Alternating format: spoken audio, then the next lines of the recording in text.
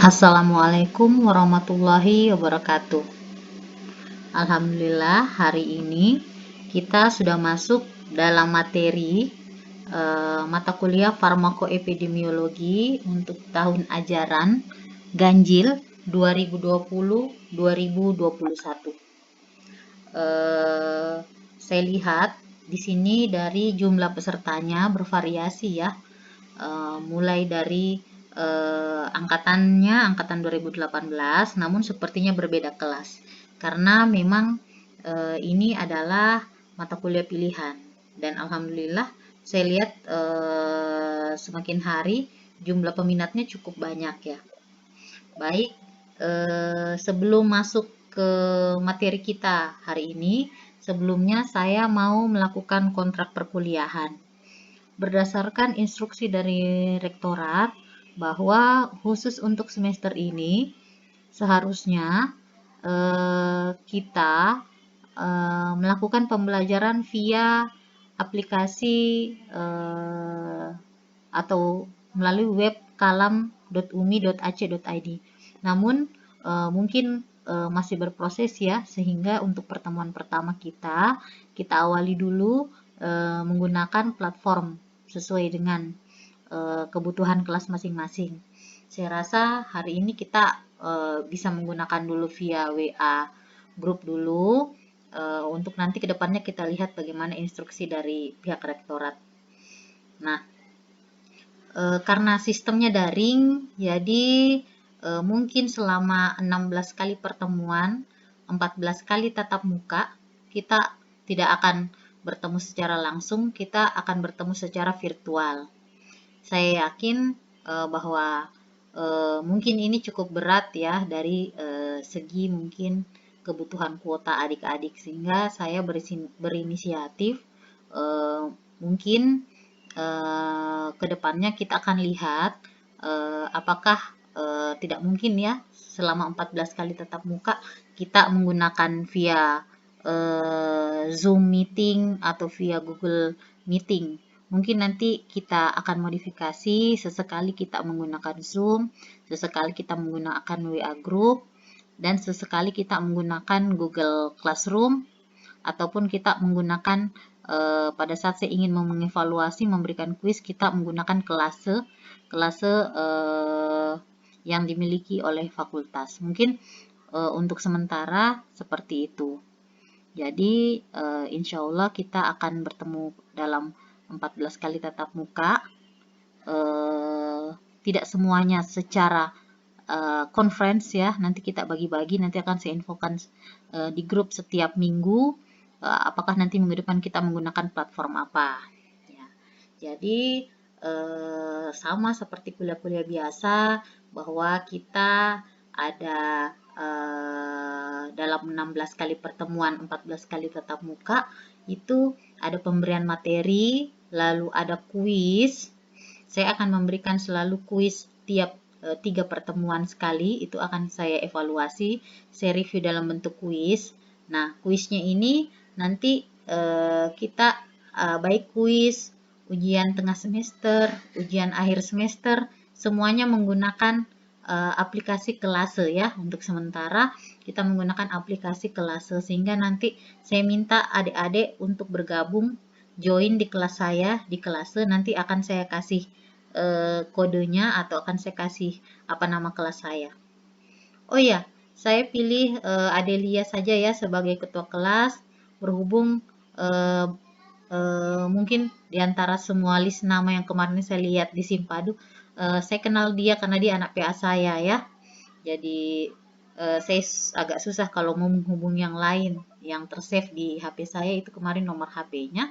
Jadi saya minta dia menjadi ketua kelas. Ya, mau ketua kelas dan anggota yang lain sama ya, tidak ada yang dibeda-bedakan. Nah, jadi saya akan memaklumi ya jika mungkin dalam pelaksanaan kuliah ada beberapa hambatan-hambatan karena sistemnya online.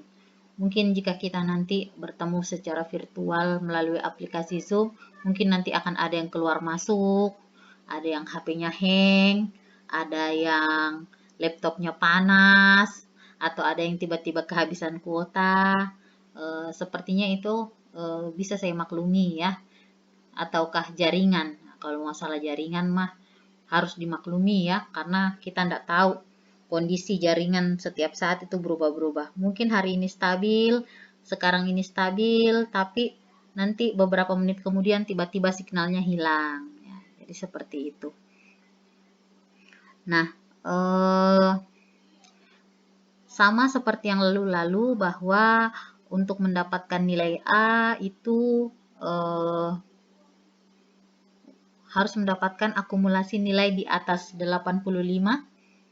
Ya, jadi sama seperti nilai-nilai sebelumnya, tidak ada perubahan, karena nanti saya akan membagi pos-pos nilai itu untuk kuis 15%, tugas 10%, tugas mandiri ya 10%. Nanti ini tugasnya akan diupload di Google Classroom ya. Nanti kita juga akan bikin kelas di Google Classroom ya. Nah, lalu ada ujian tengah semester dan ujian akhir semester beserta nilai diskusi. Ya, jadi ada nilai soft skill diskusi yang saya lihat juga ya, menjadi penilaian dari saya. Untuk nilai UTS itu 30%, nilai UAS itu saya ambil porsinya 30%, untuk diskusi 15%. Jadi totalnya semuanya 100%. Jika akumulasinya di atas 85, Anda sudah bisa mendapatkan nilai A. Ya, jadi mata kuliah ini cukup dihafal ya. Jadi dapat saya katakan mata kuliah ini cukup dihafal bagi adik-adik, banyak membaca dan mencari sesuatu yang baru, sebab mata kuliah ini adalah mata kuliah yang boleh dikatakan masih baru ya, farmakoepidemiologi. Baik, langsung saja, mungkin itu saja yang saya mau sampaikan di kontrak kuliah kita. Mudah-mudahan kita selalu sehat di tengah pandemi ini ya, tidak kekurangan satu apapun. Ya, ini materi farmakoepidemiologi dari saya.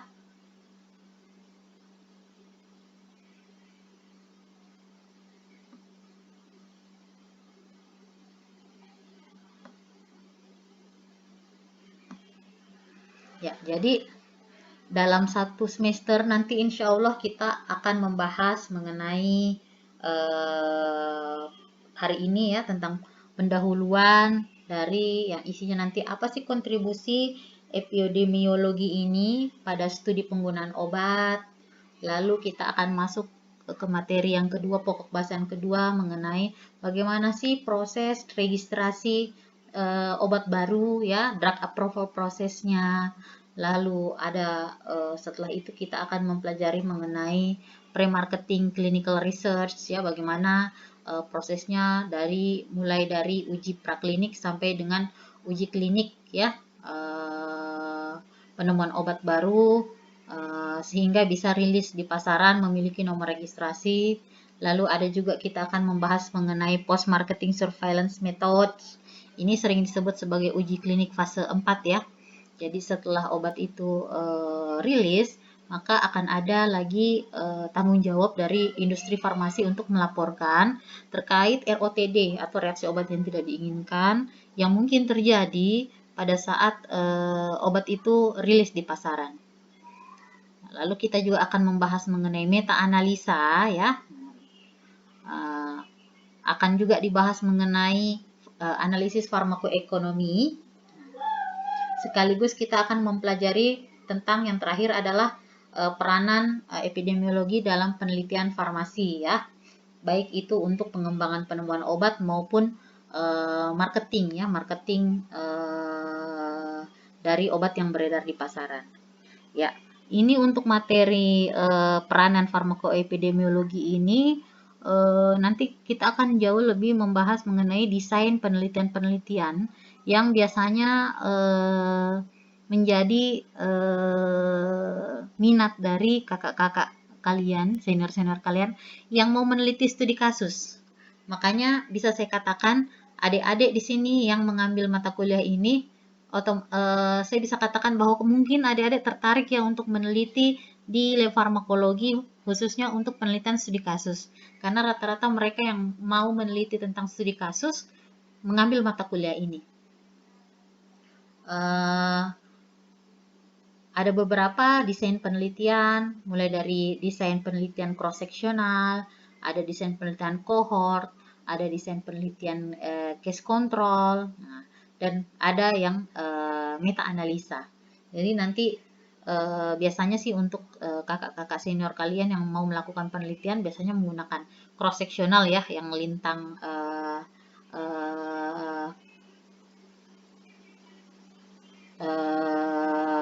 potong lintang ya. Jadi istilahnya cross-sectional, versi bahasa Indonesianya penelitian potong lintang. Hanya mengambil sampel pada satu waktu tertentu. Ya, ini untuk taraf F1 ini sudah sangat umum ya dilakukan. Apalagi di era review artikel. Nah, di era review artikel ini nanti kalau misalnya mudah-mudahan pandemik ini tidak terlalu lama, tapi jika pandemik ini masih berlangsung 2-3 tahun ke depan, otomatis adik-adik meneliti nanti menggunakan systematic review ya, atau menggunakan review artikel. Tidak melakukan eksperimen di dalam laboratorium, baik di rumah sakit juga, tapi melakukan review atau menyimpulkan dari beberapa penelitian-penelitian. Nah, mudah-mudahan sih maunya sih tidak seperti itu ya ke depannya. Sudah bisa nge-lab lagi, sudah bisa melakukan penelitian seperti biasa. Nah, apa sih farmakoepidemiologi? Farmakoepidemiologi ini bisa kita definisikan sebagai aplikasi dari pengetahuan epidemiologi, baik dia metode dan alasan dari studi efek penggunaan obat, baik dari sisi keuntungan maupun efek sampingnya yang digunakan pada penggunaan obat di populasi manusia. Ya, jadi memang farmakoepidemiologi ini memang baru ya. Jadi kalau dulu farmasis orientasi pada produk, nah sekarang eranya farmasi berorientasi kepada pasien. Nah, bagaimana kita bisa tahu obat ini yang beredar di pasaran ini aman digunakan pada manusia? Nah, jadi merujuk pada penelitian-penelitian farmakoepidemiologi yang membahas mengenai hubungan antara penggunaan obat, baik dia itu khasiat, keamanan, maupun biaya dari suatu obat yang berefek pada populasi manusia. Tujuannya apa? Ya, jadi tujuannya dia ingin menjelaskan, mendeskripsikan, mengontrol, dan bisa menjadi prediksi efek dan penggunaan obat-obatan ya. Jadi treatment farmakologi dalam sudut pandang waktu, ruang, dan populasi. Jadi intinya memang farmakoepidemiologi ini mau melihat efek suatu obat dari segi kemanjurannya, keamanannya, dan sudut ekonominya. Makanya nanti kita akan bahas sedikit di belakang farmakoekonomi. Jadi anak farmasi yang juga harus mengetahui juga ilmu ekonomi. Karena jika obat benar, obat berkhasiat, obat aman bagi pasien, tapi kalau obatnya mahal, itu juga dikatakan tidak rasional ya. Jadi memang 3 aspek ini yang kita harus lihat. Manjur, aman, dan efisien dari segi ekonomi. Ya, jadi kalau kita lihat tadi ya, jadi memang kemanjuran dari suatu obat efikasi ini sangat penting ya sebagai evaluasi pada saat proses pre-marketing. Pre-marketing artinya sebelum obat ini rilis, sebelum obat ini dipasarkan, kita sudah harus bisa menjamin obat yang kita punya ini, senyawa aktifnya ini memang berefek, memang manjur, memang berkhasiat. Dibuktikan dengan apa? Ya, dibuktikan dengan melewati lolos uji preklinik dan uji klinik ya pastinya ya. Nah, yang kedua aman. Nah, manjur oke, Tokcer lah, dia punya kelebihan generasi terbaru sehingga dia lebih bagus dari generasi sebelumnya. Tapi aman tidak? Nah, itu juga menjadi permasalahan. Boleh sih potensialnya jauh lebih besar, efikasinya lebih mantap lah dari obat golongan atau generasi sebelumnya. Tapi kalau tidak aman, menimbulkan efek samping yang cukup besar dan efek samping yang dapat dikatakan yang mayor ya. Artinya apa bisa dia bisa membahayakan keselamatan manusia, wah itu juga tidak boleh ya. Biasanya BPOM langsung menarik dari peredaran kalau seperti itu. Yang ketiga sudut ekonomi, ya dari segi biaya, efek, kita harus pertimbangkan. Obat ini manjur tapi pasiennya tidak bisa beli obat ya, tidak bisa juga. Karena apa? Karena ya orang bisa sembuh, pasien bisa sembuh tapi semua harta dijual. Misalnya pasiennya sembuh dari kanker tapi semua harta rumah dijual, sawah dijual, kebun dijual. Itu tidak cocok juga ya. Jadi kita harus menyesuaikan dengan kebutuhan pasien.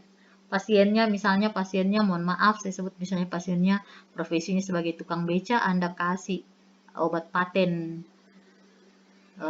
yang paling terkini, yang paling mahal ya itu juga tidak cocok ya, disesuaikan dengan pasiennya. Ya, kita akan banyak mengamati efek samping obat karena memang kejadian efek samping obat ini sangat banyak ya, sangat banyak terjadi di masyarakat kita, bukan cuma di Indonesia ya, di dunia masalah efek samping obat ini sangat banyak sekali ya kejadiannya. Apakah salah kesalahan pemberian obat oleh profesional mungkin seperti dokter yang malpraktek, bisa jadi terjadi efek samping karena kesalahan atau malpraktek, ataukah biasanya efek samping terjadi karena overdose ya, ataukah efek samping biasanya terjadi akibat salah penggunaan obat. Obatnya sudah benar tapi salah penggunaan. Nah, misalnya obatnya suppositoria tapi salah minum ya, bukan dimasukkan ke dalam dubur tapi suppositorianya malah di oral, per oral diminum. Itu drug abuse ya, salah. Nah, atau misalnya sediaan injeksi lalu diminum seperti sirup ya, itu salah ya, drug abuse. Nah, ataukah efek samping dari obat-obat yang ditarik dari peredaran. Ataukah ada obat-obat yang secara prediksi ya gagal dari aksi farmakologi yang diprediksi sebelumnya.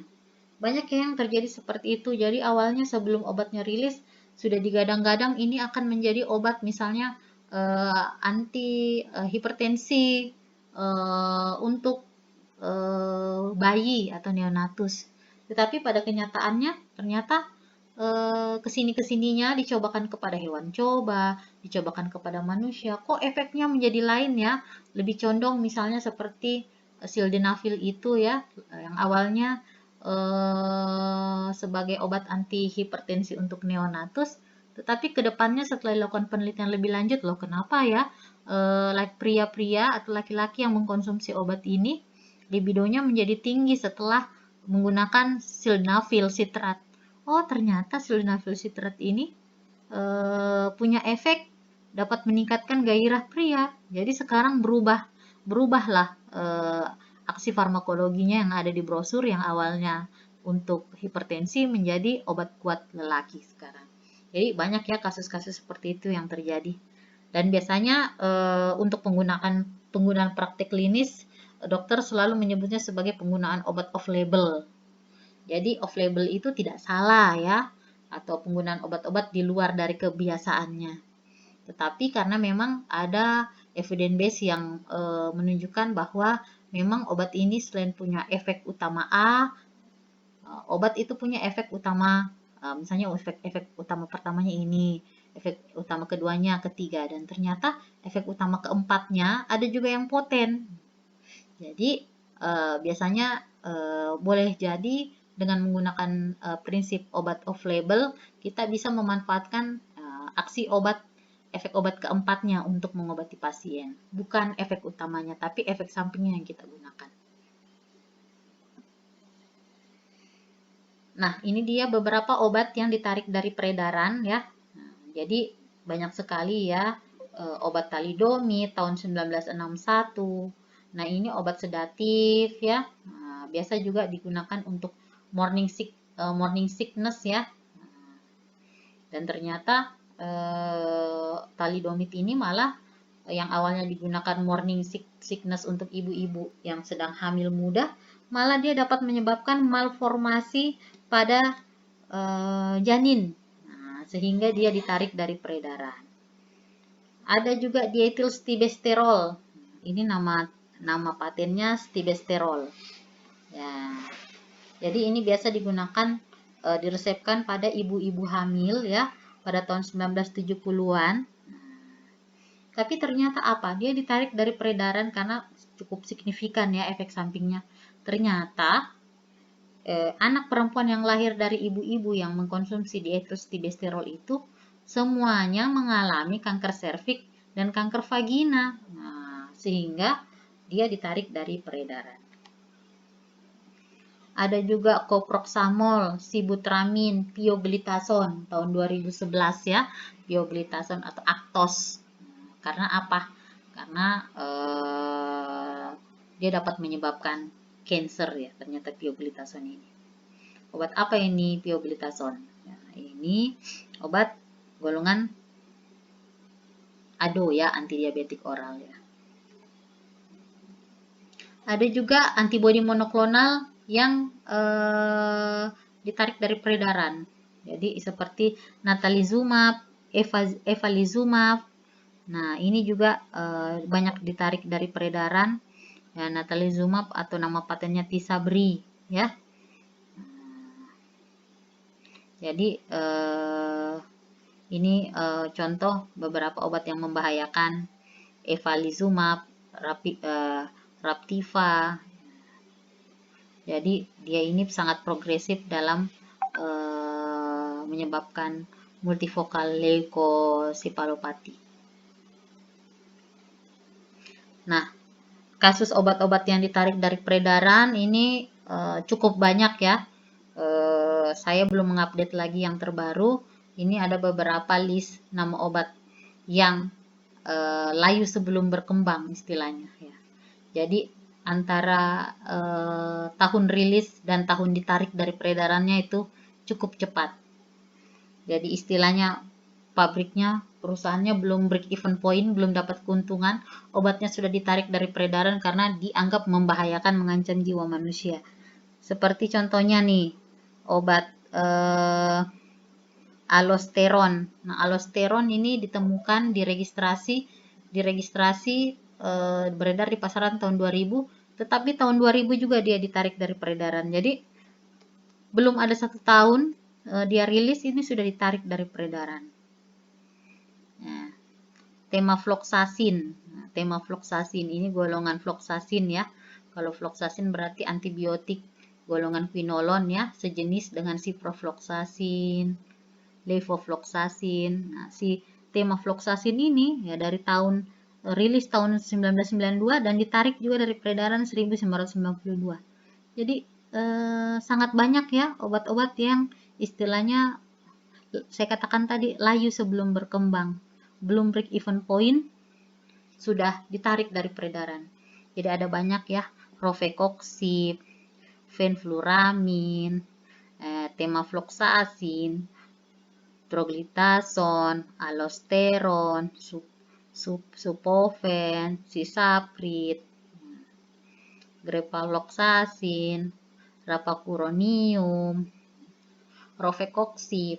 Kalau kita lihat dari namanya berarti dia golongan apa ya? Golongan selektif siklooksigenase ya. Jadi rofecoxib teman-temannya dengan satu golongan dengan celecoxib. ternyata si celecoxib memang dia paling aman karena dia tidak menyebabkan iritasi lambung kan ya, dibanding dengan obat-obat NSAID. Tapi dia dapat beberapa kasus yang terjadi menunjukkan bahwa pasien yang menggunakan golongan koksib ini juga mengalami henti jantung tiba-tiba. Jadi wajarlah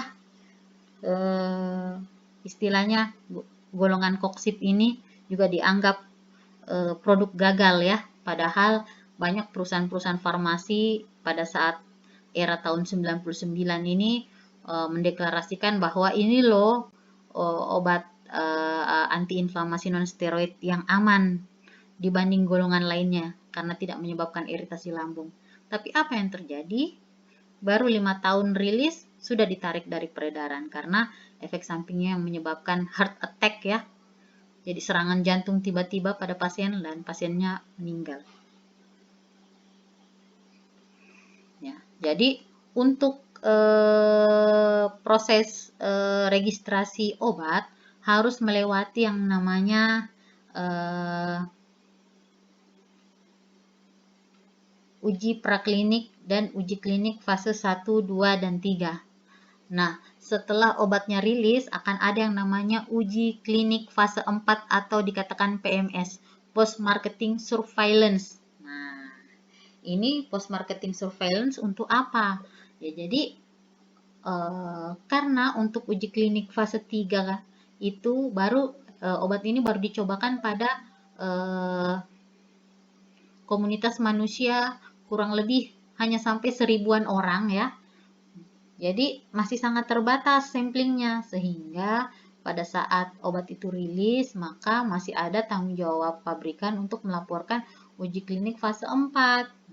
Misalnya kemarin untuk uji klinik fase 3 misalnya ini dilakukan uji klinik fase 3 di industri-industri atau laboratorium BABE di Jawa. Otomatis respondennya yang 1000 orang itu mungkin hanya orang Jawa saja ya.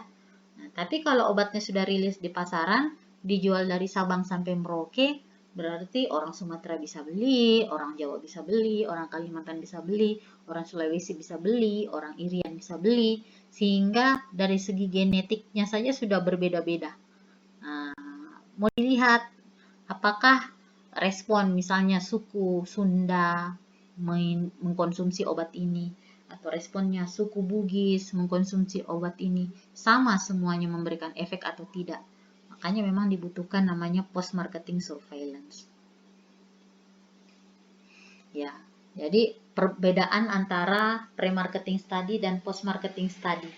Ya, pre-marketing study ini tadi menggunakan uji klinik fase 1, 2, 3. Kalau post marketing study menggunakan uji farmakoepidemiologi. Nah, jadi untuk orientasinya memang kalau pre-marketing ke knowledge oriented ya. Kalau post marketing study pragmatic atau decision oriented question. Jadi untuk subjek penelitian kalau pre-marketing hasil seleksi ketat, sedangkan untuk post marketing study ya tidak terlalu ketat.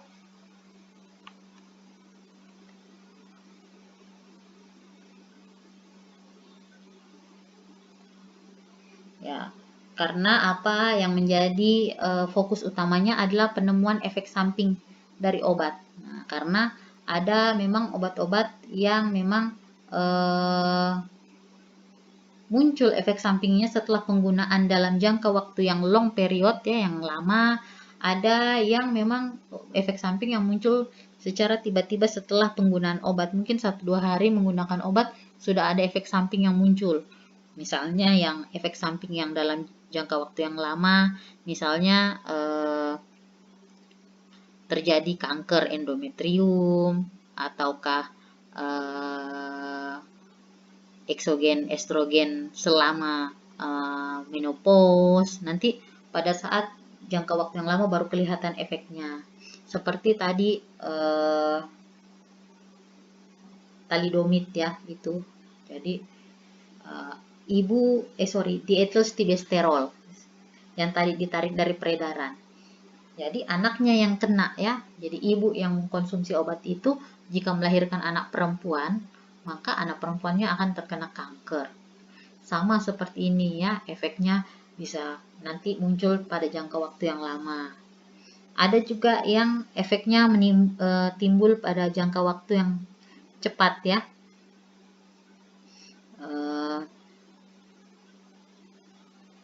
Dan ada juga tadi contohnya yang dalam waktu yang cukup cepat seperti terjadi anemia pada penggunaan phenylbutazone atau kolitis pada penggunaan clindamycin atau obat-obat halotan. Ini dapat menyebabkan jaundice ya, gangguan pada fungsi hati.